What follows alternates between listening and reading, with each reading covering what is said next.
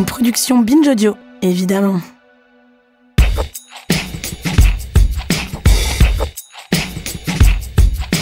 On en a dit un mot dans l'épisode précédent, quand on parle du passé à Bordeaux, c'est compliqué de ne pas s'attaquer à ce que les Anglais appelleraient sans doute l'éléphant dans la pièce, à savoir le poids et la trace très visible ici de la participation de la ville et de ses élites bourgeoises à l'un des grands crimes contre l'humanité de l'histoire, la traite des Noirs africains et l'esclavage de ces derniers dans les colonies. C'est un sujet qui est resté longtemps tabou, autour desquels les lignes commencent à bouger tout doucement pour tout un tas de raisons que va nous expliquer notre guide du jour qu'on attend là tout de suite devant la fac de psycho de Bordeaux.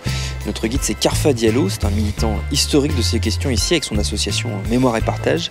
Et s'il nous a donné rendez-vous ici, vous allez voir, c'est pas par hasard. Il y a la rue Paul Broca qui est juste là.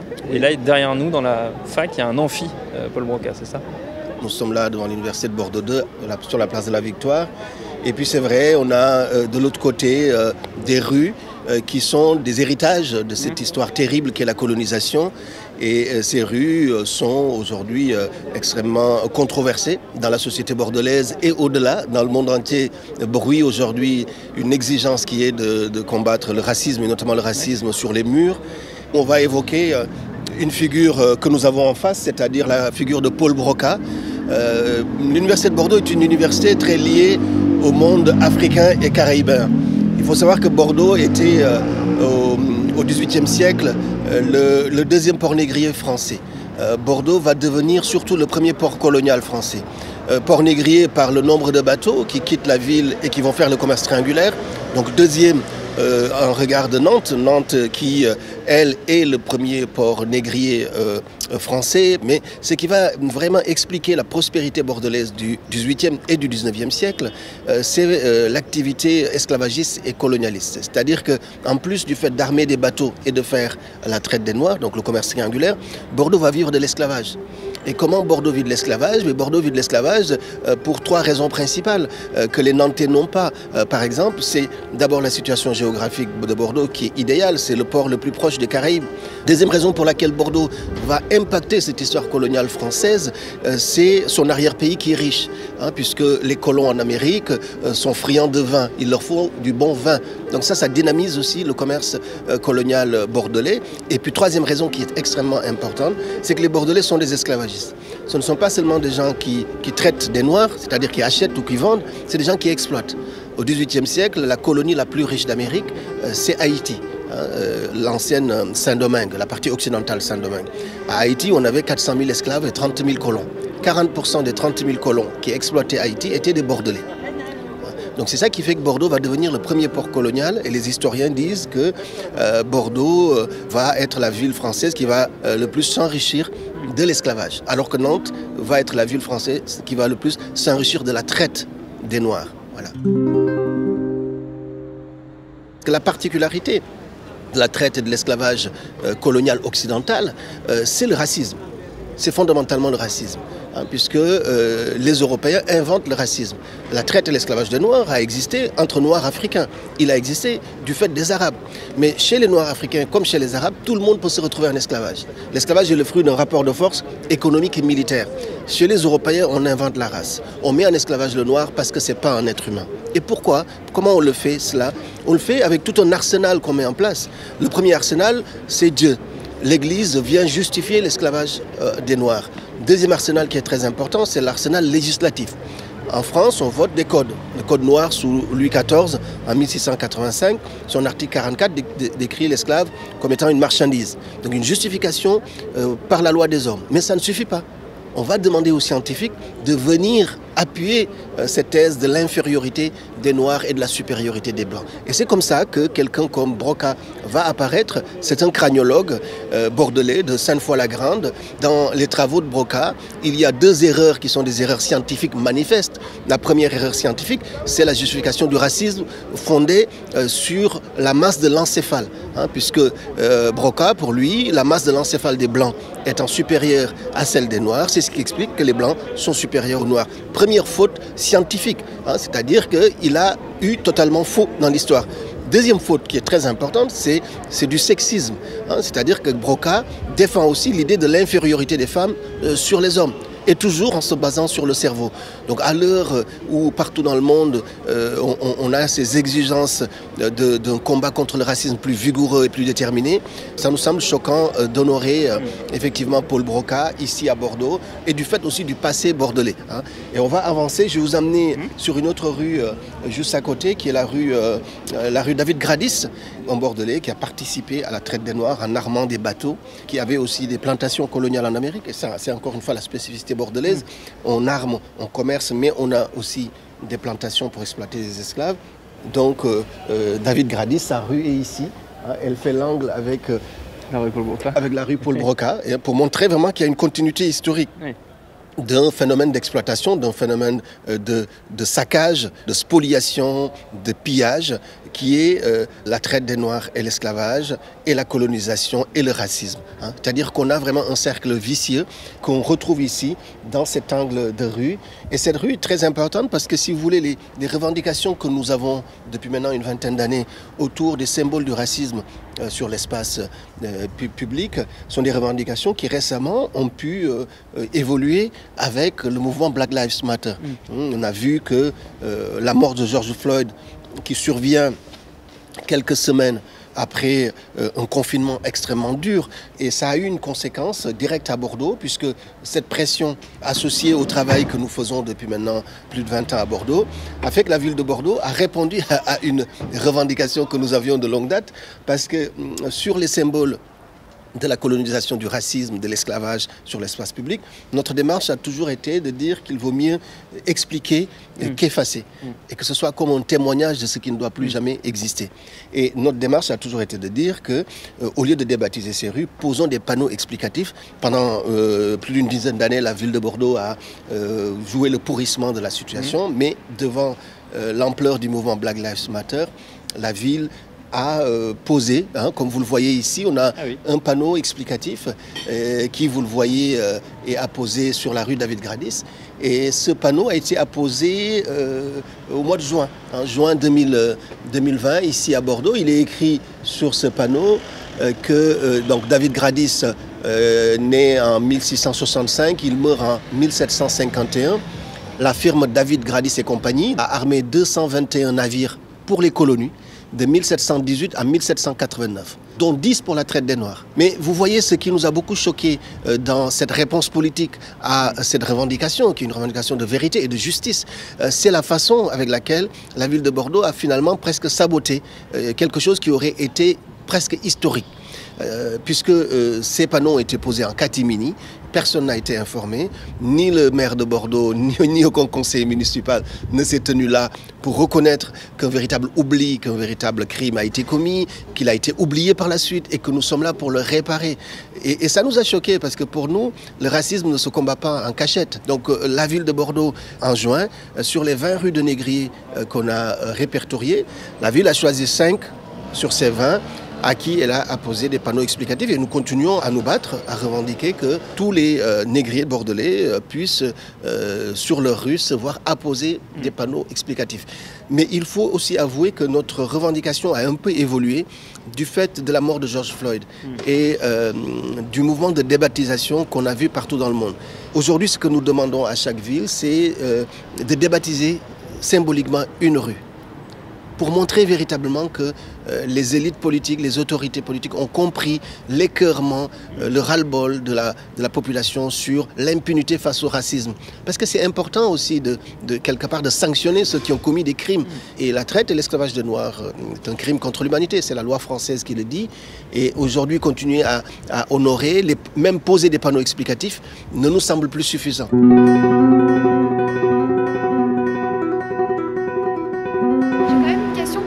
En tête par rapport aux plaques, qui, à votre avis, pourquoi en fait est-ce que la mairie a pris cette décision-là de les mettre en catimini au lieu d'en faire un événement historique?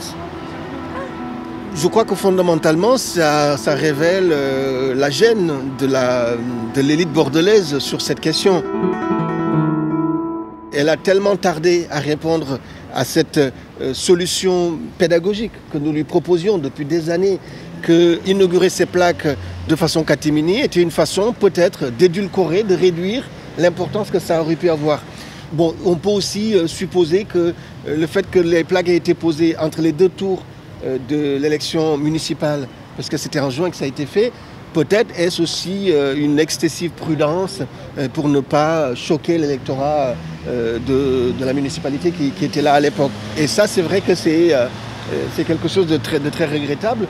Pour autant, le fait que la ville ait posé en catimini ces panneaux n'a pas empêché l'impact médiatique qu'ils ont eu.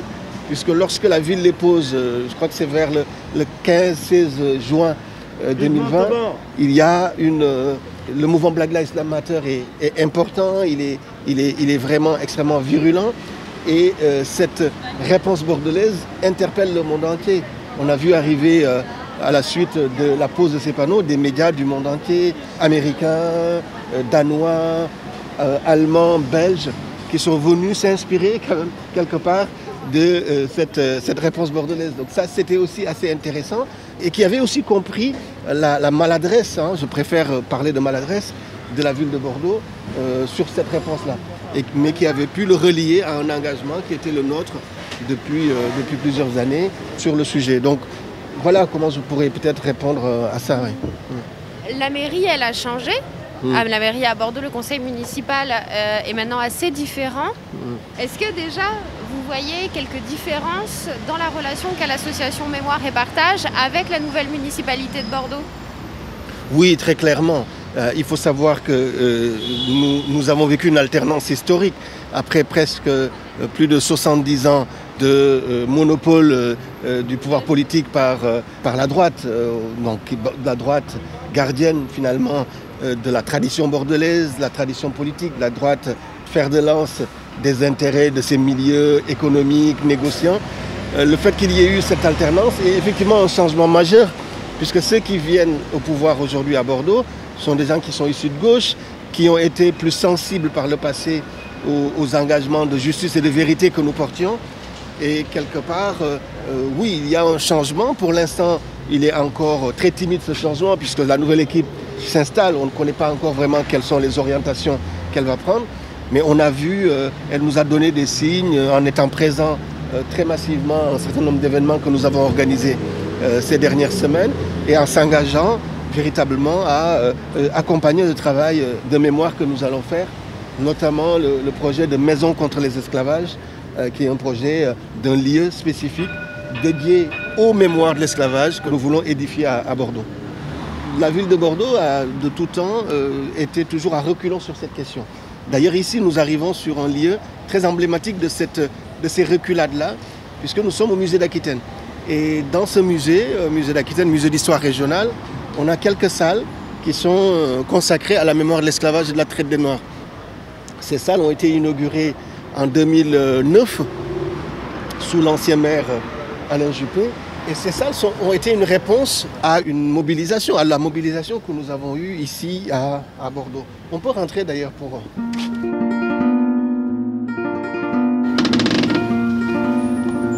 Bonjour. C'est juste pour enregistrer dans le hall. Lorsque ces salles ont été inaugurées en 2009, le projet que nous portions, c'était un projet d'un lieu spécifique qu'on appelait à l'époque Mémorial de la traite des Noirs. Et ce projet que nous portions n'avait pas retenu l'attention de la mairie, qui avait préféré faire des salles du musée d'Aquitaine qui sont très importantes, qui sont très grandes, qui sont là, mais qui aussi traduisent une certaine vision de cette question. Puisque ces salles sont souvent très critiquées, parce qu'il y a le récit qui est fait, est un récit beaucoup plus muséographique. Donc il y a quand même quelque part une façon de muséifier la mémoire. Alors que cette mémoire de l'esclavage n'est pas une mémoire du passé, c'est une mémoire du présent. Voilà. Et c'est pour ça que nous militons pour une maison contre les esclavages, pour sortir de cette muséification qui rigidifie, qui éloigne vers le passé, pour être vraiment dans qu'est-ce que cette histoire de l'esclavage, de ce crime, qu'est-ce que ça raconte de notre société d'aujourd'hui et des dynamiques aujourd'hui de justice, de combat contre le racisme, de combat contre les inégalités. Et ce lieu est une réponse, mais une réponse que nous espérons faire évoluer dans les prochaines années. Merci. Vous direz qu'on a l'autorisation. Oui, mais de qui vous avez l'autorisation? Oui, mais oui. Voilà, vous direz. La prochaine fois, il faut une autorisation. D'accord, monsieur. D'accord, merci beaucoup. Bonne journée. Ah, merci. On se fait engueuler. Ils sont toujours très fébriles quand on vient ici. Parce qu'on a des désaccords avec la façon dont le musée raconte, qui sont des désaccords publics, quoi. Ouais. Donc du coup, tout à l'heure quand on rentrait, il y avait la directrice qui était là. C'est vrai? Je la connais, bon, voilà, elle est partie. Si sec. Voilà, si sec. Donc voilà, ils sont toujours un peu fébriles là-dessus. Ouais. Dès qu'on rentre là, ils posent des questions. Il y a toujours cette gêne-là autour de ces questions parce que nous avons une exigence sur cette façon de raconter, qui est une exigence qui peut paraître pour certains exagérée, mais qui est une exigence qui obéit aussi à la façon dont on a toujours raconté cette histoire. Pour nous, on se réfère souvent à ce proverbe africain qui dit que si les lions avaient des historiens, les histoires de chasse glorifieraient les lions. Et que l'histoire ne doit pas toujours être racontée par les mêmes, que les acteurs, ceux qui ont vécu et qui savent, mais qui savent par les émotions, par les sentiments, par la chair, ont autant de légitimité que ceux qui savent par les études, qui ne sont pas forcément plus objectifs.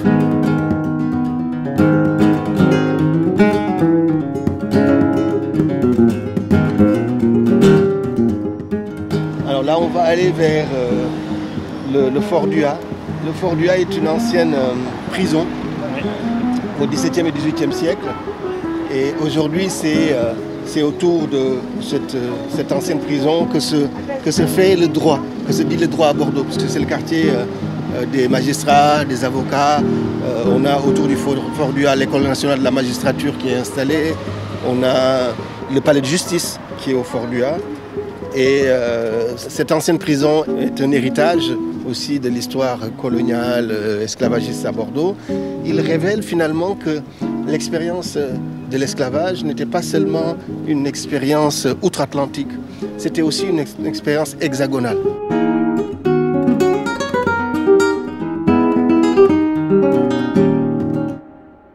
Les bourgeois et nobles bordelais vont suivre une tendance qui est une tendance européenne finalement, qui était qu'au XVIIIe siècle, au XVIIe, XVIIIe siècle, le fait d'avoir un personnel domestique de couleur était un signe de réussite sociale, de réussite professionnelle.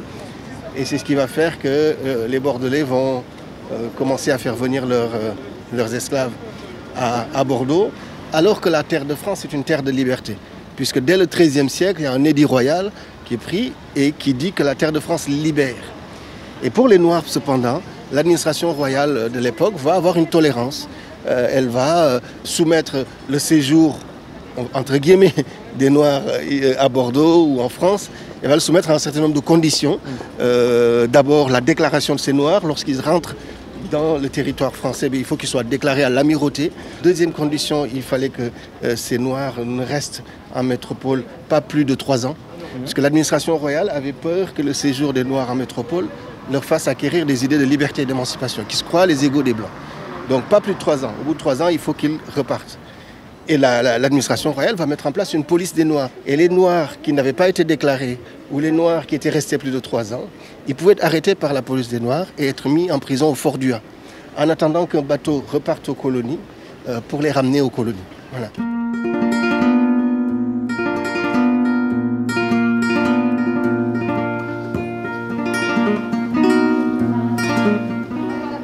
Et vous, Carfa, j'imagine, on vous a posé 1000 fois la question, mais comment ça a commencé pour vous, cet engagement-là? C'est toujours délicat de répondre à ça. Moi, je suis arrivé du Sénégal en 1996 pour faire des études de sciences politiques à Bordeaux. Je n'étais absolument pas du tout dans un cadre de figure de passer 22 ans de ma vie à m'occuper de cette question.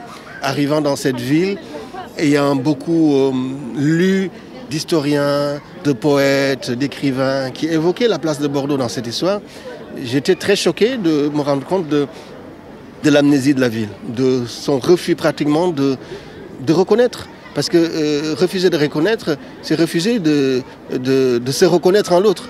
C'est refuser de reconnaître l'humanité des Noirs, puisque reconnaître qu'ils ont été piétinés par la cupidité, reconnaître qu'ils ont résisté aussi, c'est faire justice à leur vie et surtout réparer des choses aujourd'hui. Et ça, c'était mais vraiment impossible à Bordeaux. On s'est heurté à une hostilité telle que, voilà, au fur et à mesure, c'est devenu une croix que j'ai portée. Voilà, mais pas parce que je le voulais, mais parce que les circonstances ne me permettaient pas de renoncer. Je ne voulais pas renoncer. Ça a été très, très, très difficile de mener ce combat, mais les Bordelais nous ont soutenus. Et c'est ça qui est incroyable. C'est que nous n'aurions pas tenu 22 ans juste par la justesse de notre cause. C'est parce que, je pense, la société bordelaise, dans son renouvellement sociologique, était prête aussi à ça. Donc ces gens nous ont soutenus. Et ici même, vous êtes dans un endroit qui est très marquant de ce point de vue. Vous êtes devant le cinéma Utopia. Et ce cinéma a été un allié important dans le combat qu'on a mené. Ils se sont installés ici pratiquement au même moment où on a commencé notre engagement. Et nous avons établi des liens. C'est un lieu qu'on a vraiment fréquenté pendant des décennies en organisant des projections, des discussions. Et puis, il y a eu un déclic qui a été important, c'est la création de ces visites guidées. Oui. Ça a changé beaucoup de choses. On les a mis en place en 2012. Et ça a changé beaucoup de choses parce que, en fait, grâce à ces visites guidées, on ne nous perçoit plus comme étant des activistes seulement. On nous perçoit aussi comme étant des gens qui apportent de la connaissance, du savoir, qui informent, qui révèlent. Alors ce cinéma est aussi important. On va rentrer parce que c'était une école de moussaillons. Donc quelques-uns des enfants, des marins qui montaient sur les bateaux qui allaient en Afrique ou en Amérique étaient formés ici. Voilà. Ça a été une école de moussaillons. Et ici, vous avez une salle, c'est la salle Toussaint Louverture. C'est la plus grande salle du cinéma. C'est une salle qu'on a inaugurée en 2002 pour honorer Toussaint Louverture. Toussaint Louverture, qu'on connaît, qui a été l'initiateur de la République d'Haïti, première République noire. C'est lui qui lance la révolution haïtienne en 1791, seule révolution du XVIIIe siècle qui libère les esclaves. Et Toussaint Louverture est toujours honoré à Bordeaux par une impasse. Vous savez, dans le quartier Nansouty, vous avez une impasse, l'impasse Toussaint Louverture. Encore un acte manqué, comme si la liberté et la liberté des Noirs menaient à une impasse. Et en 2002, nous avons, avec les gens du cinéma, inauguré cette salle, qui était une façon de répondre aussi, en disant, bon, vous ne voulez pas le faire, mais nous, on peut trouver des endroits. Il faut avouer que depuis 2003, 2005 peut-être, il y a sur la rive droite de Bordeaux un buste de Toussaint Louverture dans un parc qui est aussi témoignage de la reconnaissance par la ville, là, pour une fois, de cette histoire-là. Je propose qu'on fasse une dernière étape. Ouais. On va aller sur la place de la Bourse pour finir le parcours. Ouais. Pour finir, nous sommes ici sur la place de la Bourse. C'est un haut lieu du commerce bordelais, la Bourse. Et sur cette place qui donne d'ailleurs sur le fleuve, sur la Garonne, c'est par le fleuve que les bateaux partaient en Afrique, acheter des esclaves. Et c'est par le fleuve que les bateaux revenaient d'Amérique, le ventre lesté de produits coloniaux, sucre, café, cacao, tabac, coton. Et ces marchandises étaient dédouanées ici. Là, vous avez le Musée national des douanes. Vous avez également ici la Chambre de commerce, qui est une institution très importante, qui a défendu la traite et l'esclavage des Noirs pendant des décennies et des décennies, qui a résisté à l'abolition. Puisque à la Révolution française, des députés de la Convention en 1789 voulaient déjà l'abolition. Mais les milliers d'affaires bordelais, rochelais, nantais ont défendu l'idée que le sucre serait trop cher si on devait payer les esclaves. Donc du coup, pas d'abolition.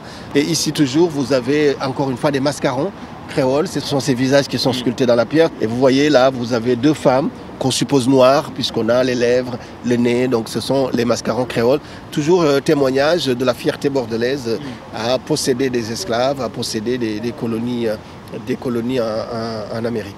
Voilà. J'ai une dernière question. J'ai l'impression quand même quand on discute au fur et à mesure que vous êtes assez optimiste sur l'évolution, la prise en compte enfin de ce qui a fait 20 ans du combat de votre vie. Oui, il y a de l'optimisme, mais en fait c'est de la lucidité.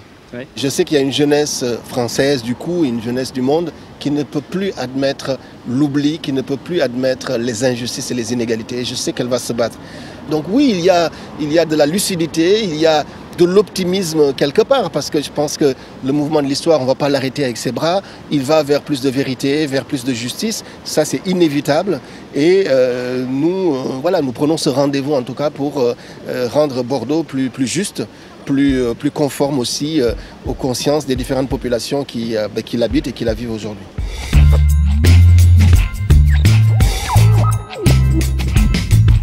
Cette sensation qu'on arrive à un moment de bascule dans la gestion de nos histoires collectives, nationales, régionales, locales, individuelles aussi, on la retrouve dans la voie et le parcours de l'homme qui nous attend et que je vais vous présenter dans le prochain épisode.